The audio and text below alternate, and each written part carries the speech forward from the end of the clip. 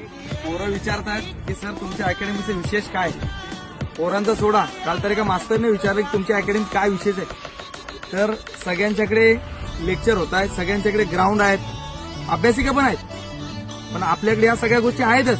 पण त्याच्यापेक्षा विशेष असं काय आहे तर आपलं आठवड्याचं शेड्यूल, आठवड्याचं नियोजन हे फिक्सच आहे. तर 8 दिवस आम्ही वेगळं काही करत नाहीत.